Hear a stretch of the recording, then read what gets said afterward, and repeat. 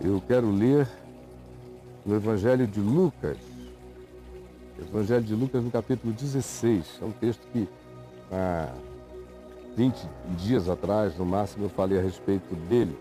Hoje eu quero só olhar um único aspecto.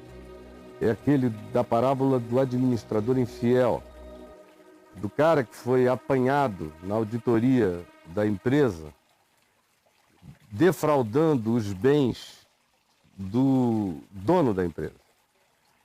Então ele foi mandado chamar e foi confrontado com a descoberta de que ele estava fazendo malversação de fundos ou estava se apropriando indebitamente de lucros da empresa. E aí ele saiu da reunião sabendo que estaria demitido dentro de um prazo absolutamente já definido e estabelecido e disse: o que eu farei? Porque trabalhar duro eu não aprendi, já passei da meia idade, já estou velho, cansado, eu não sei trabalhar duro, trabalhar no pesado. Desde jovenzinho que eu trabalhei com a minha inteligência, eu não sei pegar no pesado. E disse também de mendigar, de ficar pedindo ajuda aqui, ali, aqui, ali. Sinceramente, eu tenho vergonha. Não teve vergonha de roubar, mas tem vergonha de mendigar, como frequentemente acontece. Cara, não tem vergonha de roubar, mas tem vergonha de se mostrar necessitado, de se mostrar carente. Você sabe do que eu estou dizendo. E aí, ele disse: uau, já sei o que eu farei quando eu for mandado embora, para que eu crie uma carteira de relacionamentos. E aí ele chamou cada um dos devedores da empresa e foi dizendo: tu deves quanto? E o indivíduo dizia 100. Ele então dizia: não, escreve aí algo a menos.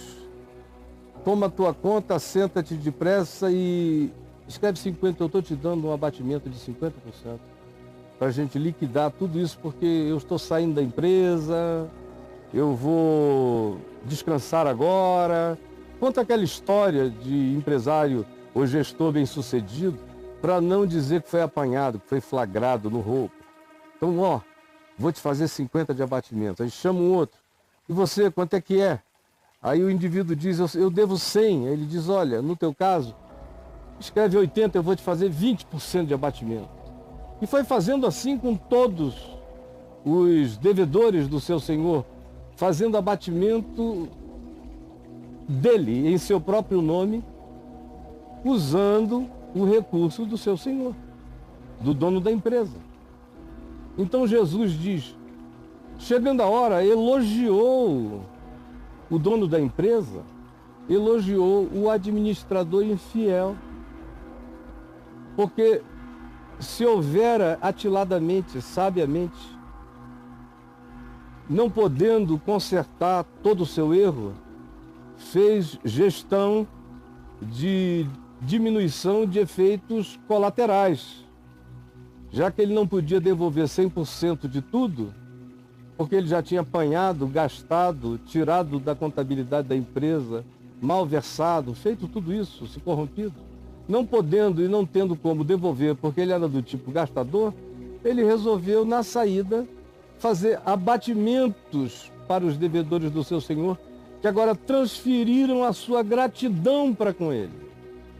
Ele se tornou objeto da gratidão, se tornou comentado em mesas de família de todos os devedores como sendo o homem que salvou o negócio da casa porque foi generoso. E antes de sair cometeu esse ato de bondade, diminuindo as consequências do endividamento de todos esses devedores do seu patrão. Então o patrão, notando o que acontecera, ele não ficou alienado, ele viu. Mas ele viu que era melhor ter 50% de alguma coisa do que 100% de coisa alguma. Era melhor ter 80% de alguma coisa do que 100% de coisa alguma. Por isso, ele elogiou o CEO infiel, o administrador infiel, o gestor infiel, o executivo infiel. Por quê? Porque fora infiel? É claro que não. Mas porque ele fora sábio. Ele teve a ponderação de que melhor do que a perda total é ainda e apenas a perda parcial. De que melhor do que perder a vida é perder um membro, um pedaço, um dedo, mas continuar vivendo. Ele aplicou esse critério de ética hierárquica, onde a gente nem sempre está lidando com o bom, o ótimo, o excelente e o maravilhoso, mas frequentemente estamos lidando com o razoável, o ruim, o péssimo e o insuportável. Ele escolheu então o ruim, mas o ruim é melhor do que o insuportável. E o dono do negócio disse, cara esperto.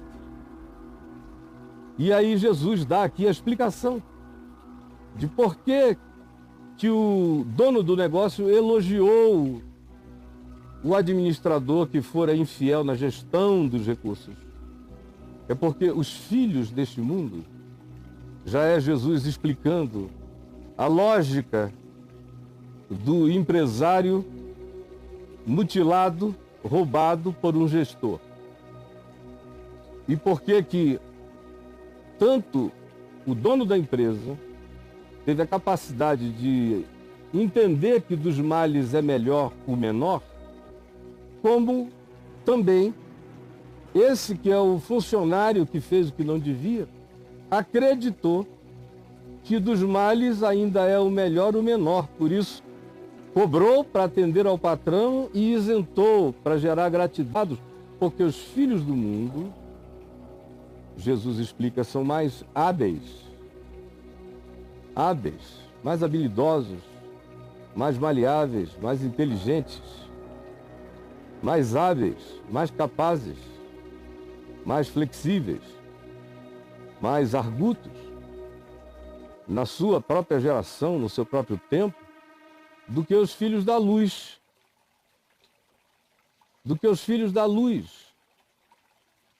Jesus diz, o patrão elogiou, porque os filhos das trevas são mais hábeis na sua geração do que os filhos da luz.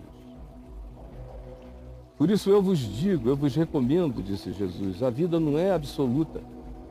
Nenhum de vocês é absoluto, absoluto só Deus. Absoluto aqui só eu. Vocês todos são relativos. Vocês têm que ativar a mente de vocês para aprenderem a praticar na inevitabilidade de consequências trágicas, tentarem escolher a tragicidade menor, a desgraça menor, a perda menor. Já que a perda em si já chegou e será total, escolham perder menos. É ainda uma escolha sensata, é ainda uma escolha sábia e que a maioria dos filhos da luz não sabem fazer. Filho da luz é maniqueísta, ou é luz ou é trevas, ou é luz ou é trevas, ou é Deus ou é o diabo. Filho da luz é tomado de dicotomia, de dualidade. Filho da luz não faz nenhuma linguagem dialética de nada. Toda a linguagem do pensamento, a lógica dos filhos da luz é uma lógica dilemática, nunca dialética. É sempre isto ou aquilo. Nunca percebem que frequentemente na vida já não dá para ser isto e ninguém pode deixar que se torne aquilo. E que, portanto, a única coisa a fazer é diminuir as implicações, já que eu não posso curar completamente e não devo entregar tudo à desgraça, eu tenho que aprender a viver na relatividade do que me é permitido agora, dadas as circunstâncias, e considerando meu próprio erro, ao mesmo tempo considerando a continuidade da minha vida e minha sobrevivência, eu escolho aquilo que é, na relatividade da minha vida, a sabedoria melhor, a sabedoria maior, porque neste mundo caído, relativo, no paraíso que foi penetrado por cardos e abrolhos, neste ambiente da nossa existência, da nossa vivência, da nossa compreensão, frequentemente nós temos que aceitar viver com o que é possível. E esta é uma virtude que nem todos têm. E que Jesus diz que frequentemente a gente acha muito mais naqueles que são os filhos do mundo, filhos do mundo, filhos da possibilidade, filhos da dialética relacional, filhos da diminuição das perdas. É mais fácil a gente encontrar essa consciência e essa sobrevivência dialética nos filhos do mundo do que nos filhos da luz. Porque os filhos da luz são frequentemente enganados pelo seu absolutismo. Eles não conseguem crer que Deus é absoluto, mas a religião não é. Que Deus é absoluto, mas o crente não é. Que Jesus é absoluto, mas a existência é toda relativa. Jesus é o único que pode dizer, eu sou o caminho, usando o artigo definido, absolutizando a sequência. Eu sou o caminho, eu sou o pão, eu sou a luz, eu sou o. Ninguém vem ao Pai senão por mim. Quem não é por mim é contra mim. Quem comigo não ajunta, espalha. Ele é o único que pode dizer isso. E ele diz isso para o indivíduo, não sou eu que digo, para o indivíduo em nome dele. Só ele pode dizer. Quanto a mim, ele diz, quem não é contra vós outros, é por vós outros. Totalmente diferente. Acerca dele é, quem não é por mim é contra mim, quem comigo não ajunta, espalha. Acerca de mim em relação aos outros, e dos outros em relação a mim, que sou relativo, ele diz, quem não é contra vocês, alegrem-se, já está em favor de vocês. Porque neste mundo, não ter gente trabalhando contra vocês já é um favor, já é uma bondade, aproveita. Mas os filhos da luz têm dificuldade de entender isso. Eles se creem filhos da luz, entre aspas, então eles querem validações absolutas, tratamentos absolutos, confortos totais. Eu sou filho da luz, eu sou filho do rei, eu sou filho de Deus. Tem que acreditar em mim por inteiro, então sai. Os filhos da luz são intolerantes, os filhos da luz são inflexíveis. Os filhos da luz são frequentemente implacáveis com as suas noções de verdade aplicadas contra o próximo. Os filhos da luz são dilemáticos. Os filhos da luz não sabem ser nunca dialéticos nas relações com a vida, com o mundo, com os outros, com a existência. Por isso eu vos recomendo, diz Jesus, aprendam que vocês são relativos, aprendam. E das riquezas de origem iníqua, que é só o que existe na terra, tudo na terra tem origem iníqua. Toda, não tem riqueza pura na terra, ela nasceu do egoísmo, de 3 são meus e 1 é teu. Quem tem mais, pode mais, quem tem menos, pode menos. Todas as riquezas, vindas elas de que nível de primitividade monetária vem, ou de marcação de significado de valor e de posse, todas elas, portanto, nascem da iniquidade, nascem da separação, nascem do poder de um homem sobre outro homem, nascem da necessidade inexplicável de acumular, mesmo que eu, nem meus filhos, nem meus netos consigamos comer do tudo que eu acumulei. Por isso, e por milhões de outras razões, as riquezas são de origem iníqua. Mas Jesus disse, não existem riquezas de outra origem na terra. Senão vocês estavam convidando uns para as casas dos outros e me caça, és tu caça de verdade. E minha comida é tua comida. A terra é do Senhor, não é minha, não é tua. Plantemos aonde quer que esteja dando mais, vamos dividir com todo mundo. Mas não é assim. Quase desde o princípio. Não é assim. E não há a menor perspectiva de retorno. Até que o Senhor volte e nós nos tornemos membros da nova sociedade ressurreta, glorificada, arquetipicamente denominada de Nova Jerusalém. Até lá, eu vou ter que lidar com os tesouros de origem iníqua. Por isso Jesus diz, desses tesouros de origem iníqua, fazei o melhor que vocês possam. Quem os possui, invista, seja generoso. E aquele que precisa deles, seja sábio para usar desses recursos sem se deixar dominar nem escravizar por eles. Ao mesmo tempo, eles estão aqui para servir vocês, então que sirvam. Já que a origem deles é iníqua, deem a eles a melhor aplicabilidade possível. Deem a essas riquezas a melhor aplicabilidade possível. Façam amigos nos céus e façam amigos na terra. Semeiem graça, semeiem abatimentos de débito, para que quando as vossas riquezas materiais, psicológicas ou espirituais, ou de qualquer nível, faltarem, essas pessoas que vocês ajudaram, mesmo na relatividade da ajuda e mesmo na relatividade dos interesses da ajuda, esses amigos que vocês ajudaram irão receber vocês, tanto em suas casas como aqueles que viram que vocês se tornaram solidários para com alguma coisa boa, apesar de terem sido ativados e despertados pela consciência da possibilidade de não sobreviverem pelo que fizeram, mas do que restou fizeram a melhor opção para diminuir perdas em todas as direções, de modo que assim se faz amizade entre os homens e assim se faz amizade com anjos.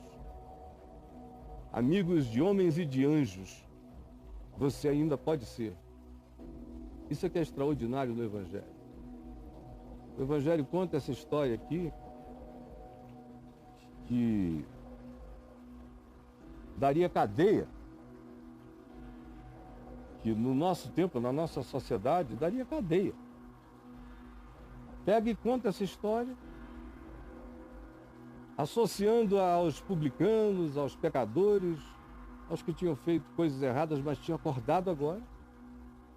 Semelhantemente a Zaqueu, que vem a ilustrar essa história aqui no capítulo 19, que é aquele que, possuindo muito e tendo adquirido muito de maneira também fortemente inapropriada, para não dizer ilícita, se levanta em casa depois de acolher a Jesus lá e arrependido diz: Senhor, resolvo dar metade dos meus bens aos pobres. E se em alguma coisa defraudei alguém, decido hoje restituir 4 vezes mais. E Jesus se levanta, provavelmente bota a mão no ombro de Zaqueu, que era um homem baixinho, e disse: hoje entrou salvação nessa casa. Porque esse homem, pelos seus atos, pelas suas decisões, ainda que aparentemente tardias, mas para Deus em tempo, resolveu usar a relatividade, as riquezas de origem iníqua e tudo mais que ele tinha adquirido, que eram todos bens de iniquidade, ele os aplicou, todavia, com a melhor relatividade possível, dando metade do que tinha aos pobres e restituindo àqueles que ele tinha memória e certeza de que ele tinha roubado, restituindo 4 vezes mais. Aí Jesus diz: Evangelho chegou, o Evangelho foi compreendido, a sabedoria eterna foi entendida, hoje entrou salvação nessa casa. Esse homem está fazendo amigos nos céus e na terra. Esse Zaqueu, administrador infiel. O Senhor elogiou o servo infiel porque se houvera atiladamente diminuindo os danos e as consequências daquilo que já era irreversível. E disse que os filhos do mundo são frequentemente muito mais espertos para lidar com os males irreversíveis, porque eles não têm acerca de si mesmos nenhuma presunção absolutista do ponto de vista moral, ético, idealista. Não. Eles sabem que são pecadores, eles sabem que fizeram errado, eles sabem que foram apanhados, eles sabem que não sabem trabalhar como todo homem normal faz, que se acostumaram a passar a vida inteira só pensando em esquemas. E apesar de não terem tido vergonha de roubar, eles morrem de vergonha de mendigar. Confessam para si mesmos a verdade de quem eles são, sem escamoteamento, sem mentira para si mesmo, sem auto-engano. E aí resolve fazer o que dava, o melhor possível. Diminuir a perda do seu patrão e criar um crédito de gratidão no coração daqueles a quem ele faria a última cobrança, que agora é diminuída porque não tem o ágio dele, não tem o overpricing dele, não tem nenhum acréscimo. Ele tira o que ele ganharia, recolhe o que ele ganharia, deixa o preço net, repassa isso para os indivíduos como se fosse uma liquidação. E aquele que vai pagar não quer saber, se for menos, quem concedeu que seja menos é objeto da minha gratidão. É meu amigo para sempre. O que eu economizei com ele num único dia, penso o devedor, mesmo que eu tivesse que sustentá-lo o resto da vida, já valeria a pena. Investiu na graça, no favor imerecido esse homem. Ele creu na misericórdia da troca humana, ele creu nos resíduos da solidariedade, ele pegou as migalhas da possibilidade humana de se relacionar de modo grato ou solidário e investiu todo o capital restante nesse tesouro imponderável. E é por isso que o seu próprio patrão disse: cara, espera, o que a gente vai fazer com ele? Eu não tenho nada, eu só tenho a elogiar. Porque até na hora de sair ele diminuiu as implicações da tragédia. Há certas coisas, minha gente, que quando acontecem, acontecem. Não adianta mais a gente chorar o tal do leite derramado. Acontece. Já foi, já era. Não tem volta. Não há o efeito borboleta. A gente imaginar que pode voltar no tempo e consertar o erro. Não existe tal efeito, e se existisse, seria como no filme, toda vez que se tenta voltar para consertar, se piora a história e a consequência. Não, já foi, já era, está feito. Está negativamente consumado. E agora? O crente, o filho da luz, entre aspas, entra em pânico, se suicida, se desespera, se embriaga, começa a tomar drogas, se prostitui para todo lado para ver se diminui a memória da desgraça que vem correndo atrás dele de maneira veloz e incontrolável. Assim fazem os filhos da luz quando são apanhados. Eles escolhem a porta do suicídio, da autodestruição, da embriaguez, da prostituição, da mentira cada vez maior e não procuram a boa relatividade de uma razoável solução.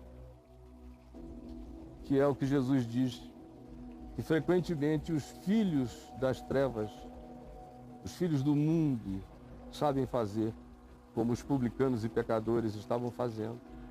Já que não tinha mais volta, não tinha efeito borboleta, foi passado deles, não havia remendos a fazer, então o que lhes sobrava era o presente, porque no passado já não cabia mais nada, mas no presente ainda cabia muita coisa boa que poderia ser semente para uma multidão de coisas melhores ainda no futuro, dependendo do retorno da gratidão daqueles que foram tratados por mim, no meio da minha relatividade, mas com toda a minha melhor vontade de facilitar para o lado deles, para facilitar para o lado daquele a quem eu devo pessoalmente e para facilitar para a minha própria vida. Não há necessidade de suicídio de Jesus por causa da falência, da vergonha, nem da descoberta. Não há necessidade de que você se embriague até morrer. Não. Aprenda com os filhos do mundo.